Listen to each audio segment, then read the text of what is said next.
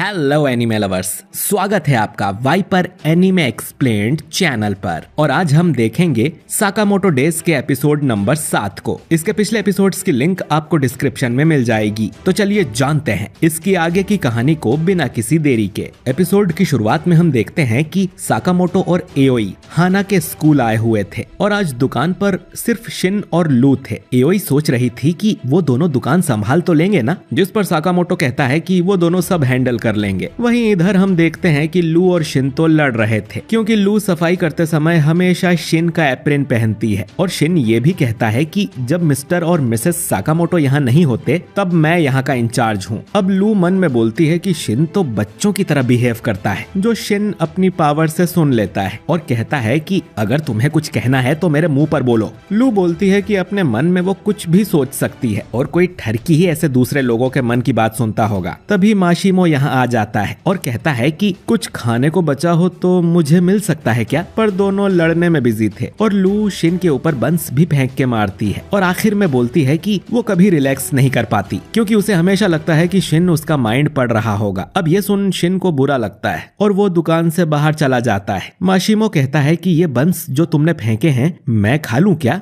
अब कुछ देर बाद लू सोचती है कि कहीं उसने कुछ ज्यादा तो नहीं बोल दिया। तभी हेलमेट पहने 4 गुंडे यहाँ पर आते हैं और क्योंकि लू ने शिन का एप्रिन पहना हुआ था तो उसका नेम टैग पर ये लोग लू को शिन समझ लेते हैं और कहते हैं कि तुम्हें हमारे साथ चलना होगा। और ये लोग लू को किडनैप करके ले जाने लगते हैं। इनके लीडर का नाम टनाका था, जो कहता है कि 11 साल पहले ये लड़का लैब से लापता हो गया था और अब बालों का कलर बदल के छोटे टाउन में रह रहा है। इनके पास शिन के बचपन की फोटो भी थी। अब ड्राइवर जिसका नाम सेबा है टनाका से कहता है कि कहीं हम गलत इंसान को तो नहीं उठा लाए। अब टनाका गुस्से में कहता है कि उसके नेम टैग पर शिन लिखा हुआ है तो हम सही इंसान को ही लाए हैं, ज्यादा दिमाग मत चलाओ। तो दोस्तों एक लैब है जिसमें सुपर पावर के लिए एक्सपेरिमेंट किए जाते हैं और शिन को अपनी माइंड पढ़ने वाली पावर उसी लैब से मिली है, लेकिन वो सिर्फ अकेला ही है जिसे वहाँ से कोई पावर मिली थी। टनाका कहने लगता है कि ऐसे इंसान के साथ तो कौन ही रहना चाहेगा जो हमेशा हमारा माइंड पढ़ सकता हो। उसका पूरी जिंदगी में कोई दोस्त नहीं बना होगा, कितनी झंड जिंदगी होगी इसकी। अब ये सुन लू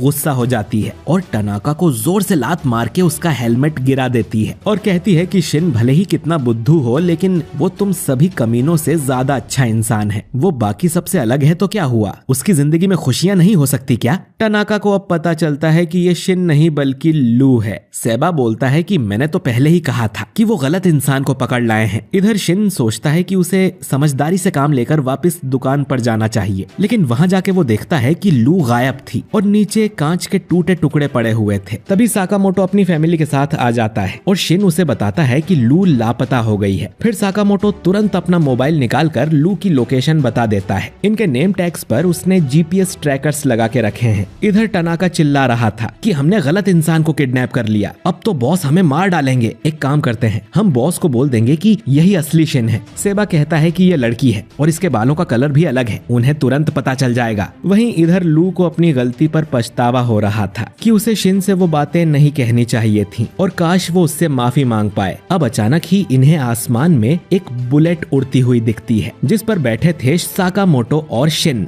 वो इनकी वैन के पास आकर कहता है कि वो मेरी एम्प्लॉय है और मैं उसे लेने आया हूँ। इन लोगों को पता चलता है कि साकामोटो के पीछे जो बैठा है वो असली शिन है, तो इन्हें अब लैब जाने से पहले इसे पकड़ना होगा। जो सुन शिन सोचता है कि ये लोग लैब से आए हैं। इसके बाद वो 3 गार्ड्स बाइक लेके वैन से नीचे उतरते हैं। साकामोटो एक गार्ड को लात मार के दीवार में घुसा देता है। इसके बाद शिन एक ट्रक पर चढ़ जाता है और उसकी लकड़ी फेंक कर दूसरे गार्ड को भी गिरा देता है। ट्रक ड्राइवर को लग रहा था कि यहाँ कोई साउथ फिल्म की शूटिंग चल रही है। आखिरी बचे गार्ड पर साकामोटो अपनी बाइक ही चढ़ा देता है। अब सिर्फ 2 गार्ड्स ही बचे थे। लू इनसे कहती है कि साकामोटो को गुस्सा मत दिलाओ और गाड़ी रोककर उनसे माफी मांग लो। टनाका डरते हुए कहता है कि अगर हम खाली हाथ वापस गए तो हमारे साथ और भी बुरा होगा। तभी शिन इनकी वैन के ऊपर आ जाता है और टनाका सेबा से कहता है कि वो कुछ करे। सेबा अब अपना हेलमेट निकाल कर वैन के ऊपर जाता है। हम देखते हैं कि सेबा ने किसी तरह का स्पेशल सूट पहना पहना हुआ था, जिसकी मदद से वो गायब हो सकता है। वो अब शिन को एक लात मारकर वैन से नीचे गिरा देता है। इसके बाद वो साकामोटो की बाइक पर जाता है। गायब होने के बाद भी साकामोटो उसके पंच को पकड़ लेता है और फिर उसका गला दबाने लगता है। अब सेबा एक चाकू निकालकर उसकी बाइक की टंकी में छेद कर देता है, जिससे बाइक में आग लग जाती है और साकामोटो को भी वहीं रुकना पड़ता है। सेबा बोलता है कि सब लोग उसे लेजेंडरी हिटमैन ऐसे ही नहीं कहते हैं, मुझे तो लगा आज मेरा गेम बच गया। टनाका पूछता है कि तुमने शिन को पकड़ा या नहीं, जिस पर सेबा कहता है कि वो तो मैं भूल ही गया। इधर साकामोटो और शिन सड़क पर बैठे हुए थे। साकामोटो देखता है कि अब तो लू का जीपीएस सिग्नल भी नहीं मिल रहा। शिन अब बताता है कि वो लोग लैब के आदमी थे। वो एक अंडरग्राउंड रिसर्च फैसिलिटी है और शिन भी वहीं पर बड़ा हुआ है। लेकिन शिन को याद है कि लैब के लोग तो बहुत अच्छे थे, पता नहीं उन्हें अब क्या हो गया। खैर, लू को ढूंढने के लिए ये लोग अब उस लैब तक पहुंच जाते हैं, जो कि एक बड़े से म्यूजियम के बेसमेंट में है। अंदर घुसते ही दो लड़कियां इन्हें फोटो खिंचवाने का बोलती हैं और ये साथ में दो डायनासोर के मास्क भी लेते हैं। शिन बोलता है कि बेसमेंट में जाने का एक सीक्रेट रास्ता है जो कि उस तरफ है। इधर लैब के अंदर सेबा और टनाका लू को ले जा रहे थे। अचानक ही इनके सामने एक आदमी आता है जिसने अपने चेहरे पर एक हिरण का मास्क पहना हुआ था और इसका नाम मिस्टर रेंडियर था, जो कहता है कि क्या यही शिन है?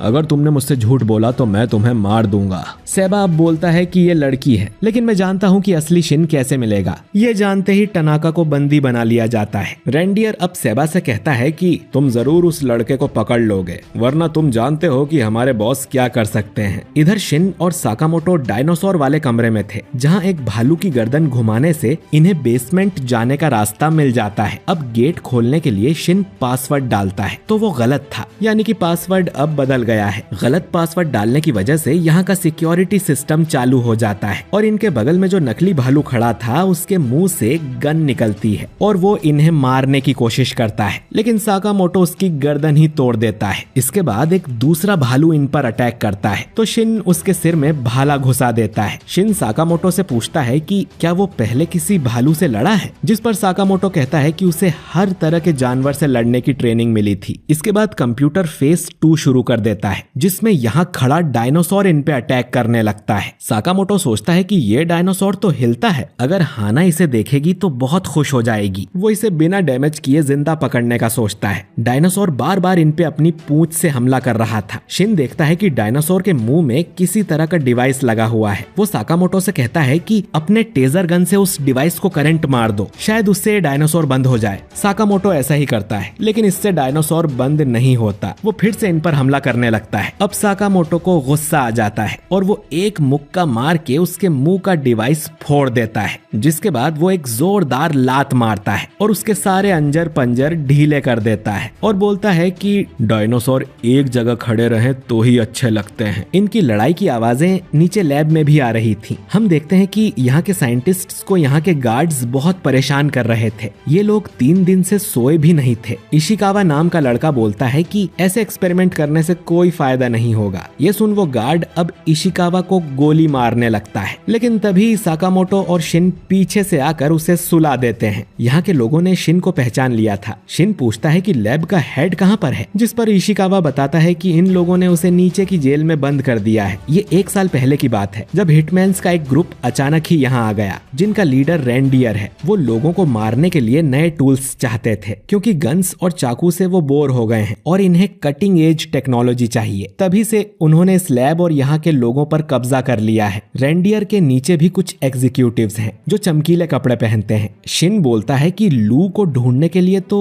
उन्हें कई सारे हिटमैन से लड़ना पड़ेगा। तभी एक एग्जीक्यूटिव यहाँ आने लगता है, जिसे देख इशिकावा इन दोनों को लॉकर में छुपा देता है। इधर टनाका को लू के साथ एक जेल में बंद कर दिया गया था। लू एक पत्थर से गेट खोलने की कोशिश करती है। इनके साथ एक और आदमी था जिसका नाम आसाकुरा था और यही इस लैब का हेड है और ये कहता है कि वो यहाँ से बाहर निकलने में इनकी मदद कर सकता है। इधर वो एग्जीक्यूटिव जिसका नाम होरीगुची है, इशिकावा की पेन निकालकर उसी के हाथ में घुसा देता है और पूछता है कि बाहर गार्ड्स बेहोश क्यों पड़े हैं, जल्दी बताओ वरना सभी के हाथ में छेद कर दूंगा। ये सुन शिन बाहर आ जाता है, क्योंकि इन लोगों के बीच ही वो बड़ा हुआ है। होरीगुची अब पागलों की तरह हरकत करता है और एक इंजेक्शन निकालता है, जिसे वो बिजली की रफ्तार से शिन की गर्दन में घुसा देता है, जिसके बाद शिन को कुछ कुछ होता है और वो हर शब्द को उल्टा कहने लगता है। होरीगुची बताता है कि वो शिन की स्पीच रिवर्स कर सकता है। उसने उसकी गर्दन में एक इलेक्ट्रोड प्लांट कर दिया है। तभी साकामोटो निकल के बाहर आता है और एक मुक्के में होरीगुची की बत्ती गुल कर देता है। साकामोटो शिन से कहता है कि इस जगह के साथ तुम्हारी पुरानी यादें जुड़ी हैं, क्या तुम इसे बचाना चाहते हो? जिस पर शिन हाँ कहता है और ये दोनों इस लैब से सारा कचरा साफ करने को तैयार हो जाते हैं। म्यूजियम के बाहर हम शिशिबा और ओसारागी को भी देखते हैं। ये लोग भी लैब को देखने आए थे क्योंकि इन्हें पता चला है कि उस हिटमैन किलर स्लर के बारे में इन्हें लैब में कोई जानकारी मिल सकती है। और ये एपिसोड यहीं पर खत्म हो जाता है। तो दोस्तों, आपको ये एपिसोड कैसा लगा कमेंट करके जरूर बताइए, और वीडियो अच्छा लगा हो तो इसे लाइक और शेयर कीजिए। और अगर आप हमारे चैनल वाइपर एनीमे एक्सप्लेन्ड पर नए हैं तो हमारे चैनल को सब्सक्राइब करके बेल आइकन जरूर दबाइए। मैं मिलता हूँ आपसे बहुत ही जल्द अगले वीडियो के साथ। शुक्रिया।